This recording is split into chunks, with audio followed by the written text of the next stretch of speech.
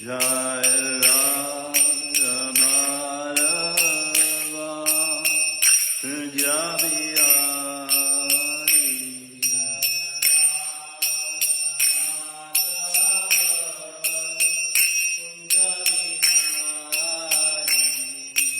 Gopi Jana Vallabha Girivaradhari Gopi Jana Vallabha Girivaradhari Yasodanandana Braja Jana Jana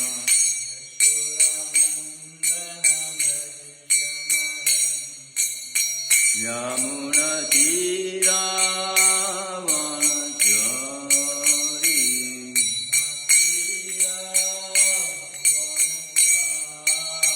Yamuna Tira Vanachari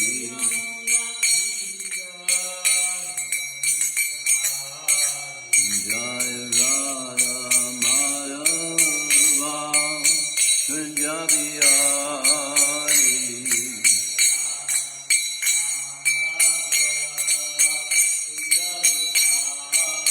Jaya Radha Punjabi Hari Radha Punjabi Hari Hari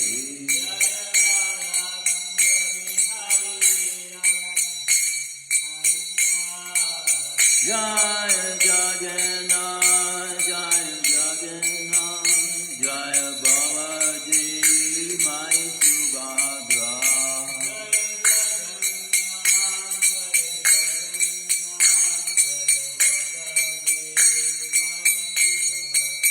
Jaya Srinathaji Jaya Bala Gopal Jaya Srinathaji Jaya Giri Govardhan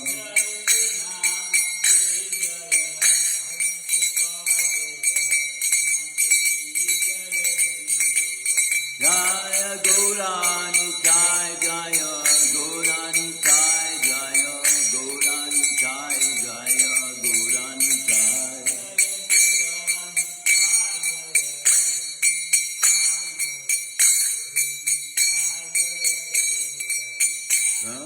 Prabhupada, Prabhupada, Prabhupada, Jaya Srila Prabhupada.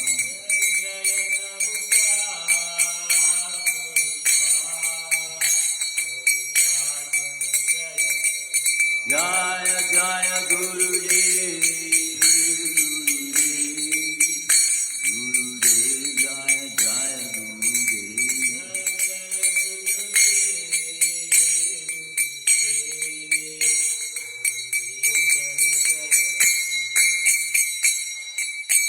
Jaya Vishnupad Paramahamsa Parivrajacharya.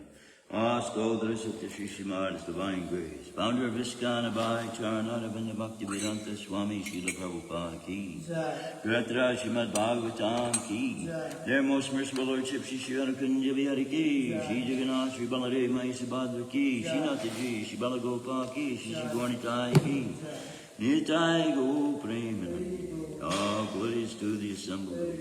All glories to the assembled Lord. All glories to the assembled Lord. All glories to the lotus feet of Shri Shri Guru. Om Namo Bhagavate Vasudevaya. Om Namo Bhagavate Vasudevaya.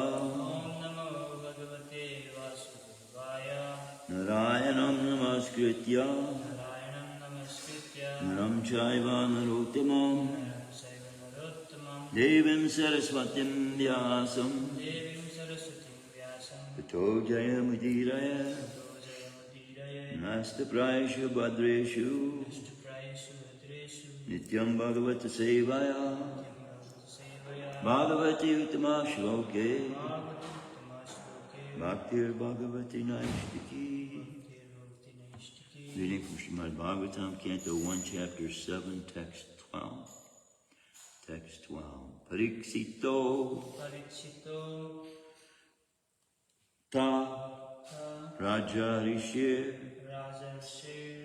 Parikshito Rajarse Parichito tha rajarse Janma Janma Karma Karma Vilapanam Vilapanam Janma Karma Vilapanam Janma Karma Vilapanam Samstam Samstham Cha Cha Pandu Pandu Putranam Putranam Samstam Cha Pandu Putranam Samstham Sa Pandu Putranam Vaksye Vachye Krishna Krishna Katodayam Kathodayam Vaksye Krishna Katodayam Vachye Krishna Kathodayam Parikshito Rajarse Parichito tha rajarse Janma Karma Vilapanam Janma Karma Vilapanam Samstam Cha Pandu Putranam Samstham Cha Pandu Putranam Vaksye Krishna Katodayam Vachye Krishna Kathodayam Parikshito Rajarse Parichito tha rajarse Janma Karma Vilapanam Janma Karma Vilapanam Samstam Cha Pandu Putranam Samstham Cha Pandu Putranam Vaksye Krishna Katodayam Vachye Krishna Kathodayam Parikshito Rajarse Parichito tha rajarse Janma Karma Vilapanam Janma Karma Vilapanam Samstam Cha Pandu Putranam Samstham Cha Pandu Putranam Vaksye Krishna Katodayam Vachye Krishna Kathodayam Peace, Jim. Parichito tha rajarse Parikshito Rajarse Janma Karma Vilapanam Janma Karma Vilapanam Samstham Cha Pandu Putranam Samstam Cha Pandu Putranam Vachye Krishna Kathodayam Vaksye Krishna Katodayam Parikshita Parichita of King Parikshit of King Parikshit Ata tha thus thus Rajarise rajarse of the king who was the Rishi among the kings of the king who was the rishi among the kings Janma Janma birth birth Karma Karma activities activities Vilapanam Vilapanam deliverance deliverance Samstam Samstam renunciation of the world renunciation of the world Cha Cha and and Pandu Putranam Pandu Putranam the sons of Pandu the sons of Pandu Bhakshe Vachye I shall speak I shall speak Krishna Kata Udayam Krishna Katha Udayam that which gives rise to the transcendental narration of Krishna, the Supreme Personality of Godhead. that which gives rise to the transcendental narration of Krishna, the Supreme Personality of God. Parikshisto Rajarse Janma Karma Vilapanam Samstam Cha Pandu Putranam Bhakshe Krishna Katodayam. Translation and purport by His Divine Grace. Abhay Charanadavinda Bhaktivedanta Swami Srila Prabhupada. Siddha Goswami thus addressed the rishis headed by Sanaka. Now I shall begin the transcendental narration of the Lord Sri Krishna and topics of the birth, activities, and deliverance of King Parikshit, the sage amongst kings, as well as topics of the renunciation of the worldly order by the sons of Pandu. Please repeat. Sutta Goswami thus addressed the rishis, Sutta Goswami thus addressed the rishis, headed by Sanaka. headed by Sanaka. Now I shall begin the transcendental narration Now I shall begin the transcendental narration of the Lord Sri Krishna of the Lord Sri Krishna and topics of the birth, and topics of the birth, activities, and deliverance activities, and deliverance of King Parikshit, of King Parikshit, the sage amongst the kings, sage amongst kings, as well as topics of the renunciation as well as topics of the renunciation of the worldly order of the worldly order by the sons of Pandu. by the sons of Pandu. Sri Goswami thus addressed the rishis, headed by Sanaka.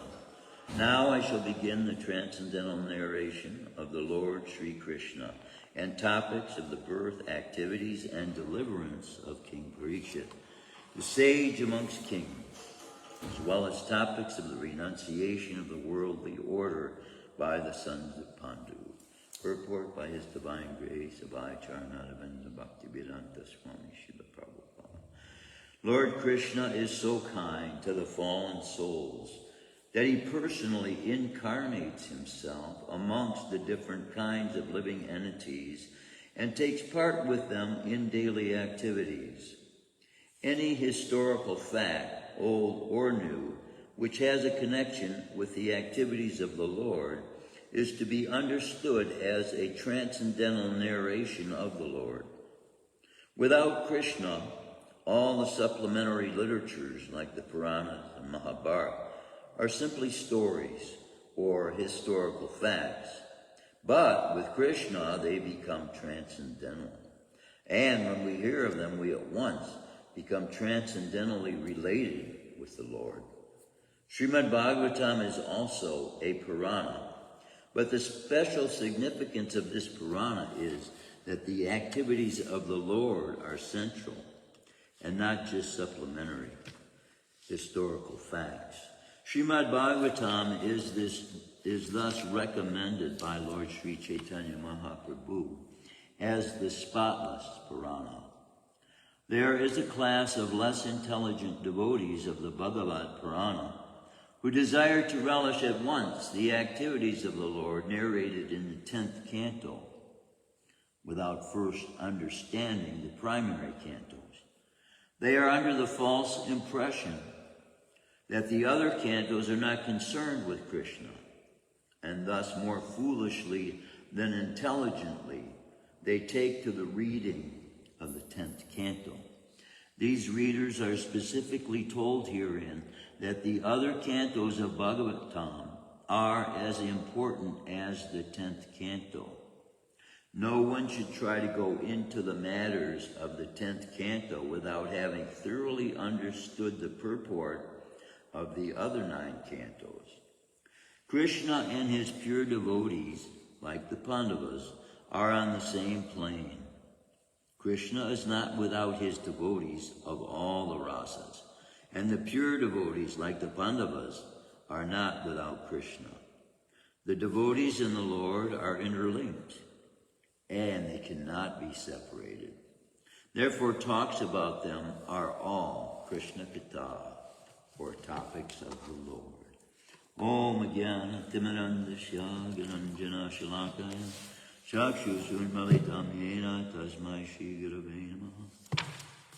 I wanted to read a little bit from Discovering the Sri Upanishad, Discovering the Original Person. Isha Vasya Idam Sarvam Yat Kincha Jagatyam Jagat Tena Tyaktena Bunjita Magraha Gridha Kasyas Viddanam. Everything animate or inanimate that is within the universe is controlled and owned by the Lord. One should therefore accept only those things necessary for himself, which are set aside as his quota, and one should not accept other things, knowing well to whom they belong.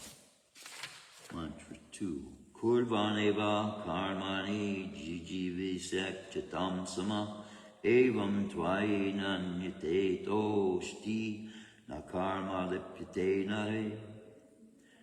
One may aspire to live for hundreds of years if he continuously goes on working in that way, for that sort of work will not bind him to the law of karma.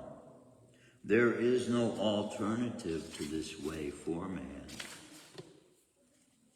Asurya namate loka andena tamasavrita tamaste pratyabhigachanti yeke chatmahanojana.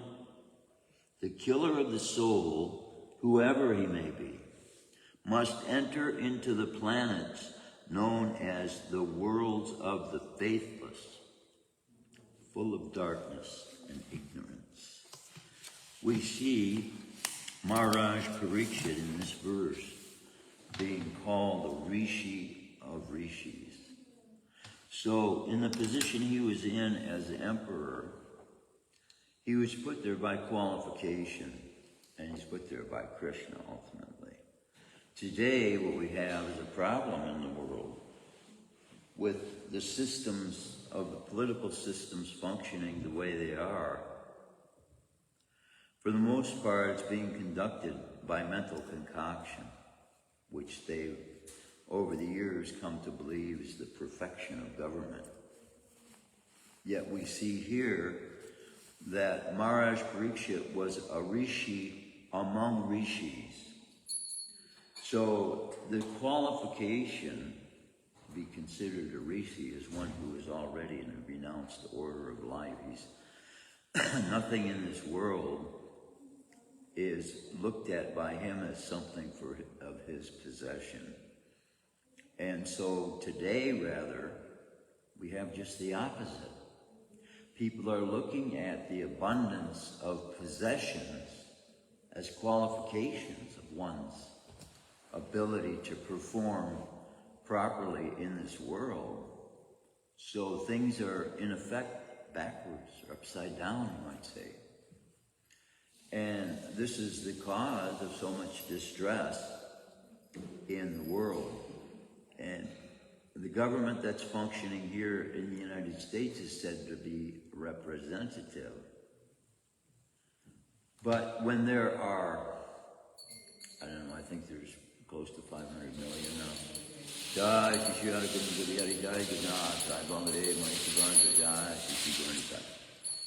You have 500 million people in a country with representatives being appointed 1 out of 1 million. You're not going to get representation from someone who, especially if they're in the position for their own welfare, they want to have the position to make some kingdom in this world for themselves and to have rulership and lordship over people. So this is totally a disqualification for a person who wants to represent the society at large.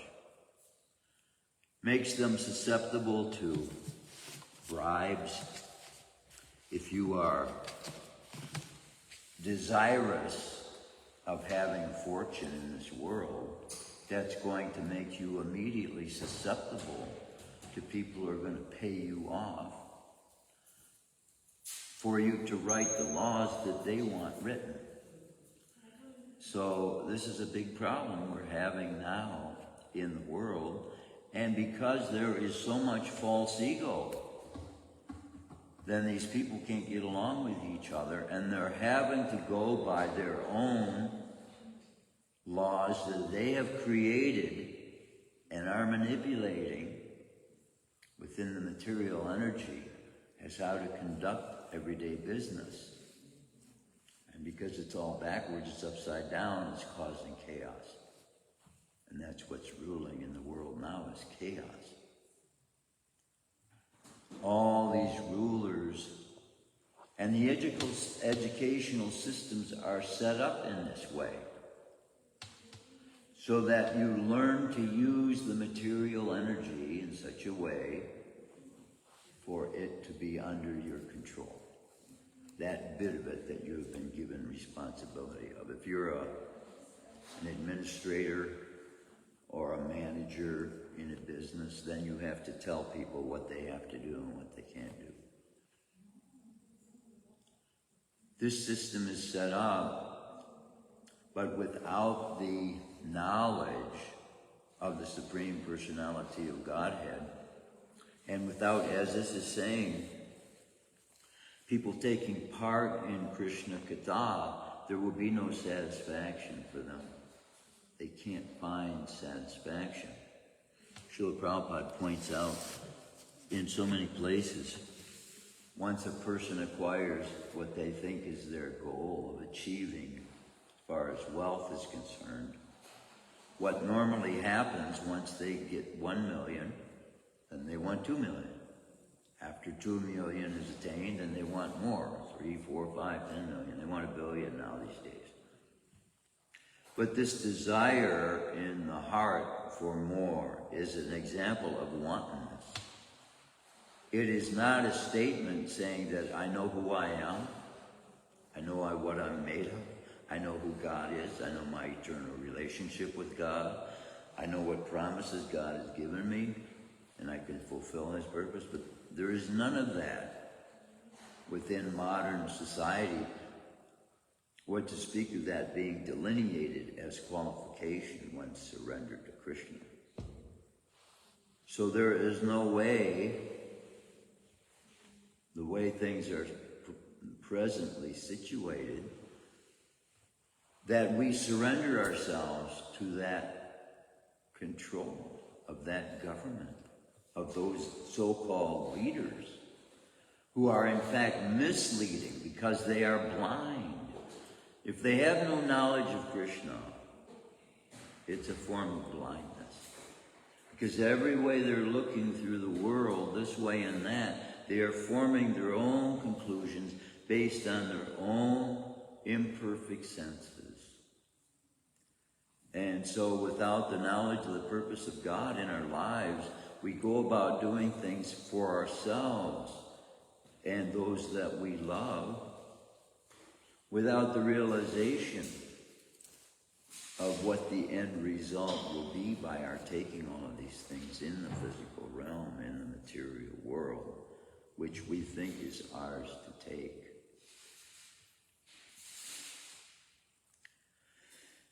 Maharaj Parikshit, we can see with sword in hand approaching Kali. He wasn't going to speak nicely to Kali because Kali was cutting the legs of the cow off. He was going to execute judgment right there and now. And he was in a position recognized as being able to do that. If a police officer out on the street witnesses a crime being committed by someone trying to commit a murder,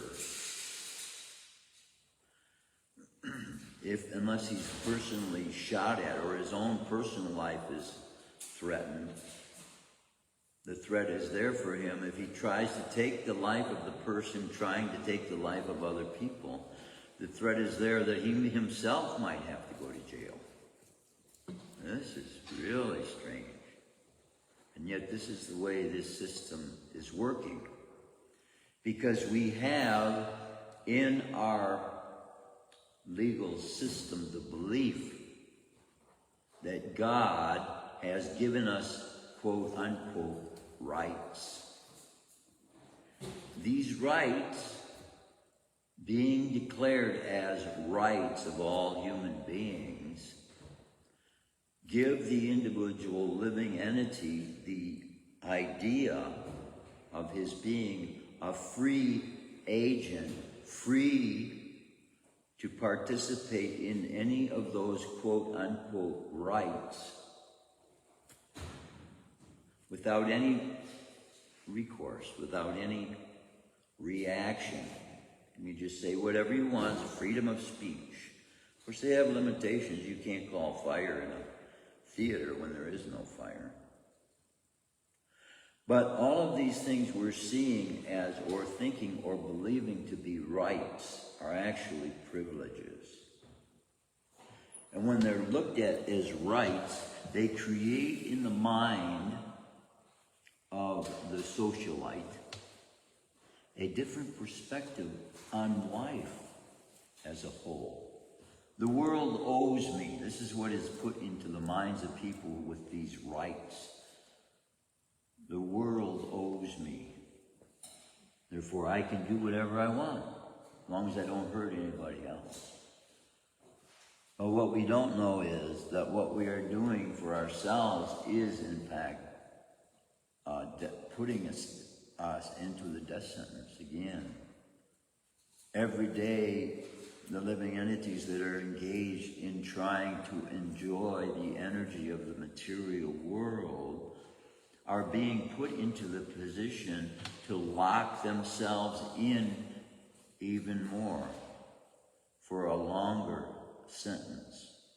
This material universe is a place of punishment, even the heavens. because they're separate from Krishna's eternal abode.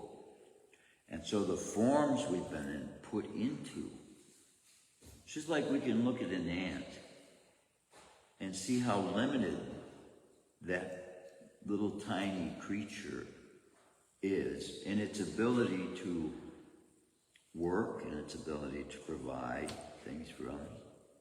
Yet built into the culture of the ant is self-denial. The ant doesn't work for himself. And yet, automatically, everything he needs to survive is automatically provided by his gathering the food, bringing the food to the queen. They bring it into the house and they store the food for the babies that are coming. But how limited those ants are in their function as living beings in this material world. Now, it's very easy to see that form of life having a form of punishment, because that ant is restricted within the abilities of its body to be able to perform the functions it's performing. So human beings who believe in unlimited use of the material energy without any recourse, without any reaction whatsoever, because they believe that there's no reaction whatsoever, they continue finding more and more ways to involve themselves with the material energy, especially believing that it is that material energy that is going to provide so much satisfaction. When in fact it is the acts of engaging in that material energy that's keeping us bound like prisoners to this mortal shell. And when in fact there is the ability to be removed from this material universe altogether, which this process is giving us the ability to do. But that means we have to see our purpose in life having something other than what this material universe is offering. Because the only thing this material world is offering is that from its own material energy that it is. So we have to connect with Krishna if we hope to become free from the bonds that this material universe has put upon us and the enslavement we now find ourselves in these physical bodies. It's a form of enslavement because we're trying to use the body for our own pleasure. And as long as we continue to do that, we will find frustration, because the body's made of mucus, pus, and blood, and there's no pleasure to be found in it. So the senses are made so that they can interact with the material universe, but not for finding pleasure, because the substance we are made of is far superior to that substance of the material universe.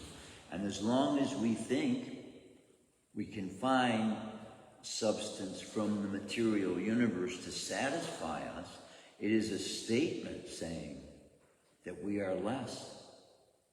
We as souls are less than the material universe. This is a statement being made by us every time we try to manipulate the material energy for our own ends. And so rather than the way most people are seeing it, most people see involvement with the material energy as the greatest experience of life, isn't it? That's everything they're trying to do. Watching TV, going in plays, watching theater activities, and taking a vacation, going boating and flying and sailing and these kinds of things. All this is use of the material energy for the soul to believe it can experience pleasure in these engagements. But far removed from the means of experiencing pleasure as the soul jumps into the material universe. He's running away from that which actually will bring him self-satisfaction. Atmaram, we were talking about yesterday or the day before. So what he's actually searching for is Atmaram, wanting to be self-satisfied. But you don't get self-satisfied by running here and running there and running everywhere. Self-satisfied means where you are, wherever you are.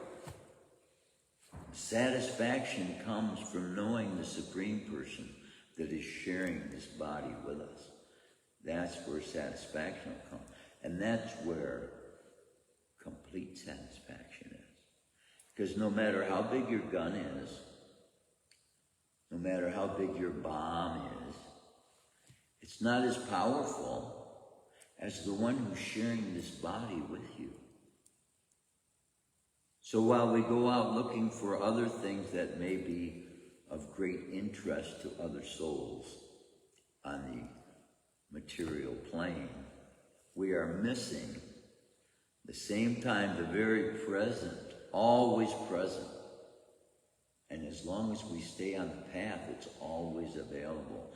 That supreme consciousness of the Supreme Person who's sharing this body with us and is putting us through this process to be able to give his consciousness to us so that we may experience that higher pleasure that we're looking for, and it be the real, long-lasting, eternal satisfaction. There's a difference between pleasure and satisfaction. Pleasure is looked at like a momentary experience that will provide us some fling. The total satisfaction is that which is found in Krishna. By knowing Krishna is the complete whole, and he has us in mind in creating all these processes he has created for us to be able to know him and to be able to share with him our lives on a regular basis, moment to moment, day to day, and then sharing with us that kind of pleasure and joy that he is taking in our activities. Krishna finds pleasure in the devotee's acts towards him. And so that's the experience we want. We want to find Krishna happy with us. And so we are being instructed how we can do that.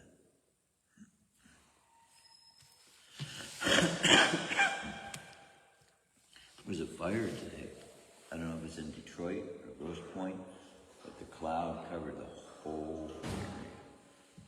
People are rebelliously creating these fires of destruction to try and manifest to the world that they're not happy. They're telling us, we don't want this person to be able to be in this position, so we're going to burn down his building. Or this person makes a kind of a car. We're going to burn everybody that bought one of his cars, we're going to burn the cars up. That's what's happening with certain individuals in the world. I don't want to name names. But it's a crazy mentality. And there are people in political positions who are looked at as the leaders of society, seeing this outright rebellion against the status quo as normal, or one of the rights that God gives us to be able to rebel like that. And so what they do not know is that the wasted time they spend trying to destroy that which others have taken part in.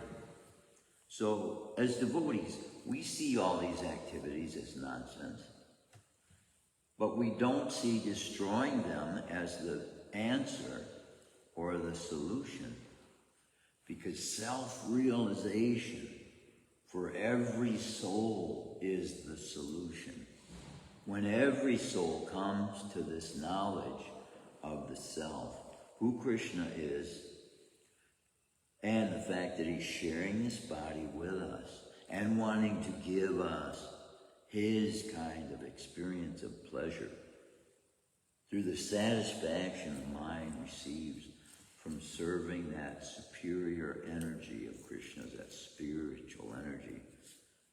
And it's the same kind of activities. The same activities. Well, of course, it's not burning down buildings. But you can burn garbage for Krishna. You can make milkshakes for Krishna. You can cook breakfast for Krishna. So many things you can do for Krishna that are considered to be normal, everyday activities that would otherwise bring us to the end of death. In the end, all of this eating, sleeping, mating, defending, the end of it is all death. But as soon as we turn our direction towards the aim, making the aim of all of those activities to become fully knowledgeable of Krishna, the Supreme, from whom everything comes, then that same activity, it's like turning dirt or sand into gold or into diamonds. Then it becomes of value. Then it becomes of that same value that the soul is. Because the activity is the nature of the soul. It is eternal. The spiritual energy of God is eternal. The material, external energy of God, it's always there. But because it's changing form constantly, there's going to come a time when it will not be an inhabitable place. And if we are surrendering now to Krishna, then we will be in that eternal realm when the destruction of this material universe happens and takes place. Of course, that's a long time away.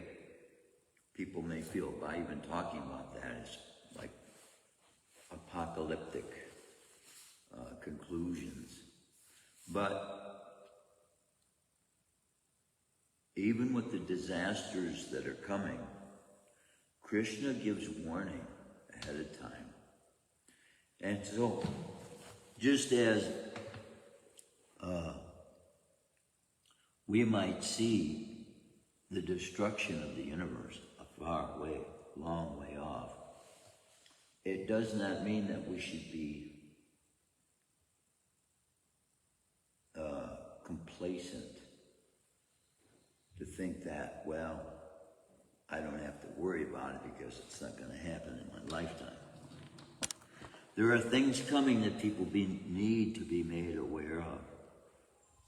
And if we don't look at it properly, we'll think it's wrath of God. But it's the accumulated reactions. But it's also a plan. There is a plan in place to reestablish this Earth's position in the universe, which was put out of place many millions of years ago, possibly even. I don't know how long ago it was that the Earth got tilted.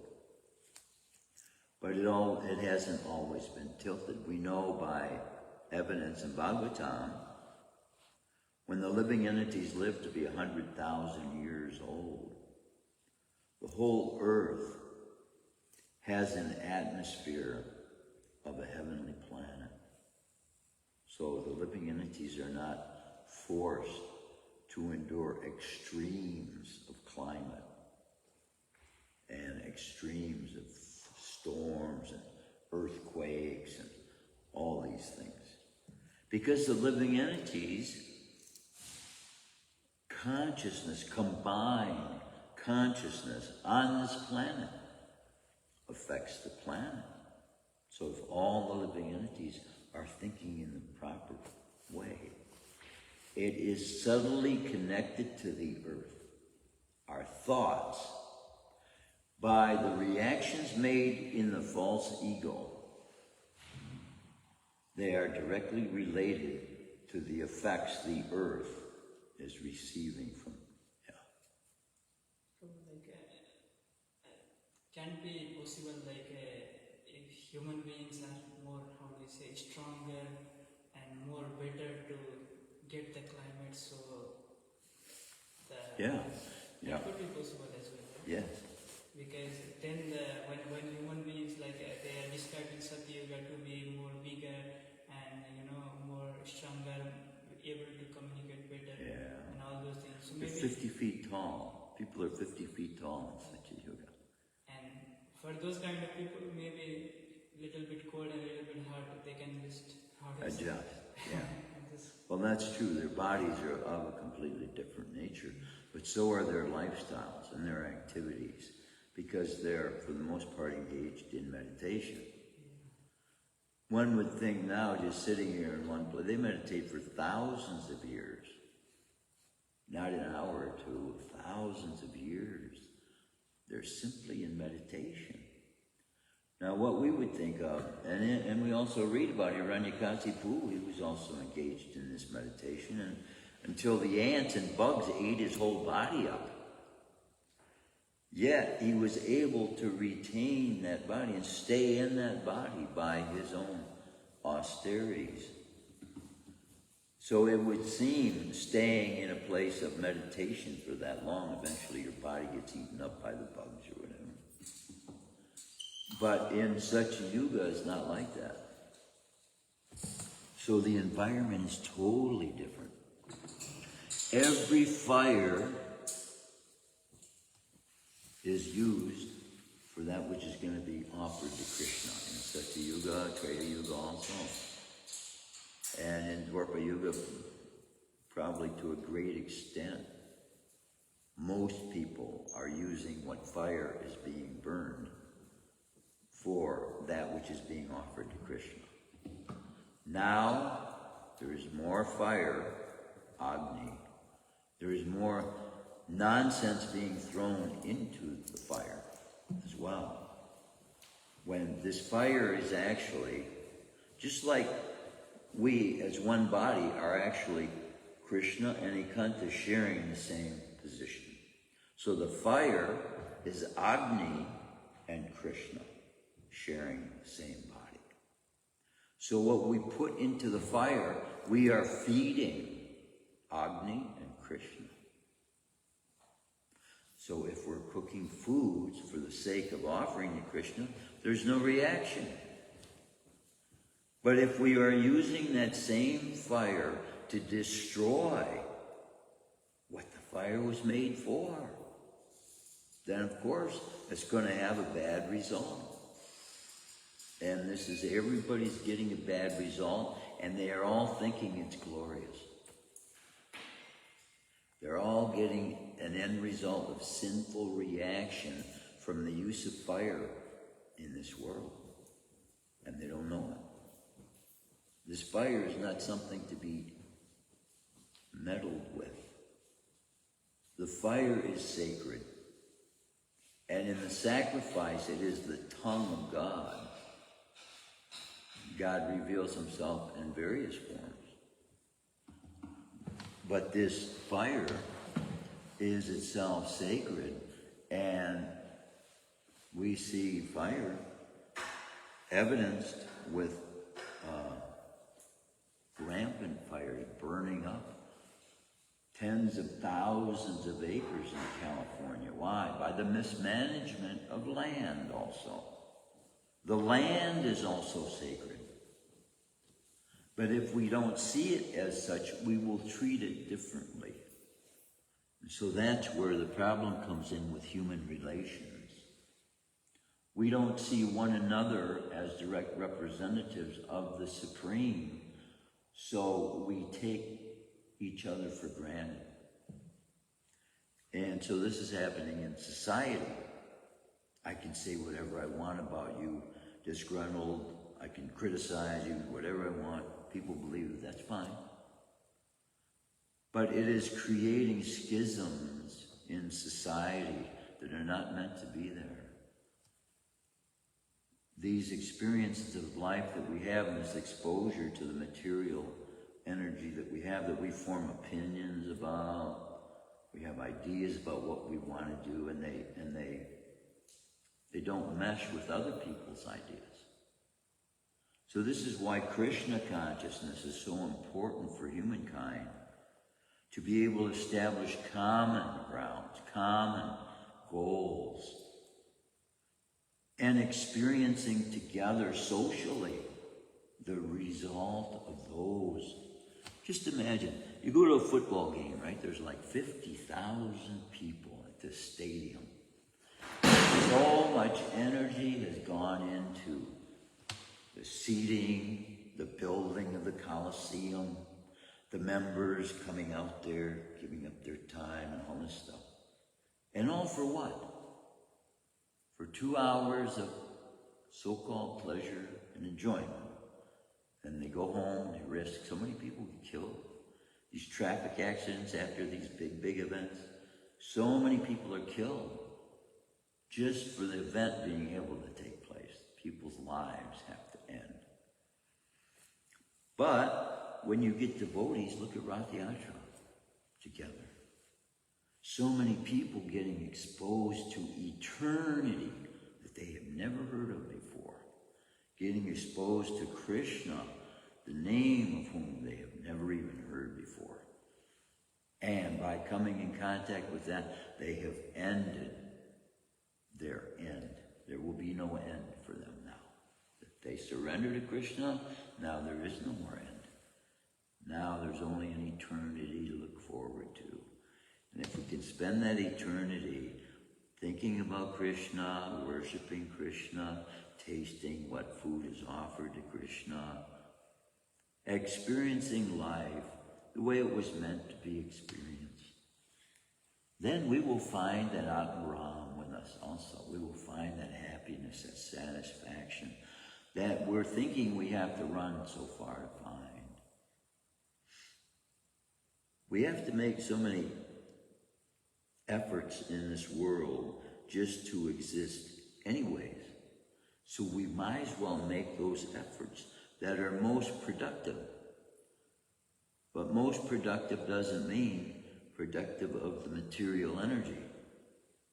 Productive to us means freeing people from the bonds of birth, death, old age, and disease. This is real production. Cutting off a person's suffering because of what they will be suffering in the future if they don't cut off their attachment to the material world, described as hell. And we can see in bit what we experience here in the form of hell, in the form of pain and suffering.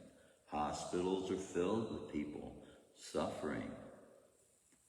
But what people don't realize is that which they are experiencing at the time they are thinking they are having pleasure and enjoyment. Because it is lacking knowledge of Krishna, it's actually another form of suffering. Let's say somebody kidnapped me, right? And took me into a house. And then they fed me some food. But I don't like the food they're serving me. Can I think now that because normally food is a pleasure for me, that even though I've been taken captive by people, now that this food is supposed to be somehow satisfying me? No, it's not the same. So we are kidnapped by the material universe, by our activities being forced to come into here. Now, without realizing, we're away from home, and we got to get back home. We will not find happiness, the satisfaction we're looking for until we get home.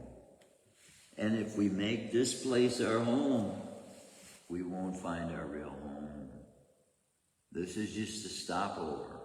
We're at the bus stop, so to speak. Garuda Mines is coming to pick us up, and we're waiting at the stop.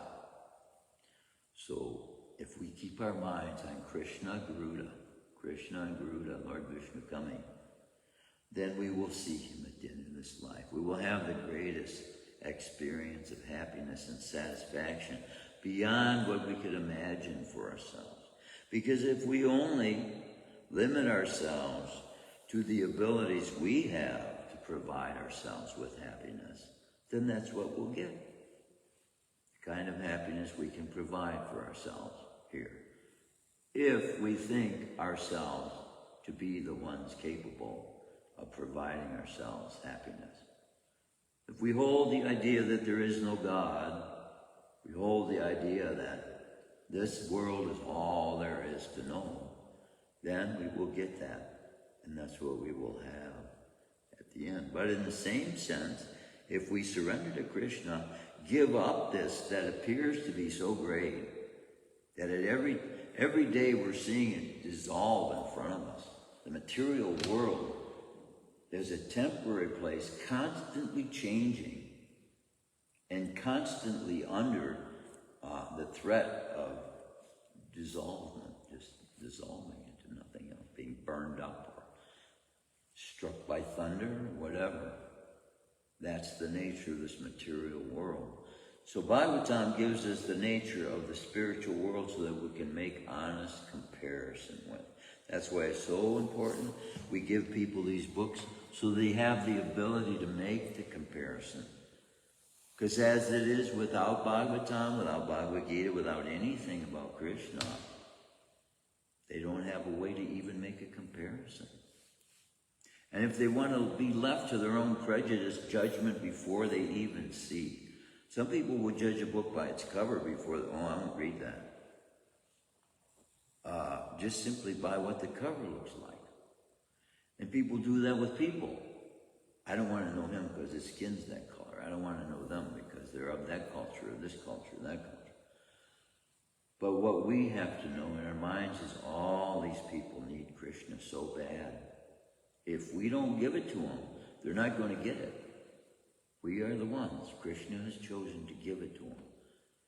And so every endeavor in our life is meant, now that we've surrendered to Krishna, is meant to be a means for us to somehow bring those fallen souls from that state of consciousness they're in, bewildered, illusioned, to strict Krishna consciousness, fully aware of God, fully aware and able to see the workings of God in this world, and able to see and understand Krishna in our lives, and at every moment know that he is ever available, wanting to communicate with us. That's why this chanting is given to us, to be able to make that eternal link. And so that friendship that we have with Krishna now here as our friend, we can know is eternal. And he's the friend that will never betray us. You know, we can have a lot of friends in this world, and some of them might have different reasons for being friends with us than what we have for being friends with them. Maybe they like something we have. And this is a problem with being wealthy, rich. You never know why people like you. Why do they like me? They like me because I got money or something? Or do they like you? So Krishna reveals how he's equal to everyone and that his love is complete to everyone. Every single living being, not just humans. Every single living being is equal to. Sharing the body with, to prove how equal that love is to everyone. He comes and lives in the same body. Who can do that? There are souls that can do that. But who wants to? Do I want to go into your body and live your karma with you when I got my own karma to live out? No, sorry. I got my own I got to mess with. Got my own mind. But Krishna does that, and he does it with us. And look at how many activities, the living entities that he agrees to enter into the bodies of, who engage in all these activities completely contrary and opposite to the way he wants us to live. How many people's house will we go visit if we think of them as our enemies And we know there are enemies. And yet Krishna comes inside the body of every enemy of his even, as a means in the future to be able to pull them out of this drudgery of mucus, pus, and blood, birth, death, old age, and disease, till we can find eternalness and see truth with the same eyes as we were seeing lies and illusions with. By Krishna's glance upon our lives, then we can be opened up to be able to see reality for what it really is. God, only 5 minutes left. We don't get 5-minute long questions anyways. Anybody have any comments, any questions, any realization? Rath Yatra is coming up. What is it? What is it? 20th this year. July 20th, Krishna is revealing his presence to the world. We can take part with everyone we can invite for them to be able to have the greatest experience of their life. Snanyaka is on the 13th of July. Say that again? Snanyaka? Yeah. You can actually come and lead the Lord. Oh, so Snani Yatra is going to be there too? July 13th. July 13th. Okay, so that's not, that's separate from Rath Yatra. Yeah, 1 week before. Okay, but we're doing that also over Novi Civics? Oh, we're doing that here, yeah. Right, that's right. Yeah, I know many people because 13th. yesterday I was also feeling Shrimadbhagavatam. When he came here, he gave so much love and compassion to everybody. Wow. He didn't look at anyone as this person, that person, or any designation. Just Yeah, love and compassion for every living entity. yeah, So souls like that are very rare. yeah, exactly. And nevertheless, as rare as they are, Krishna wants us to become that kind of people. Yes. So we are the rare ones. When we're amongst ourselves, we think we're big populists, but we are the rare ones. Any other comments, questions, realizations? Grantaraj Shrimadbhagavatam, Ki Jai, Srila Prabhupada, Ki Jai.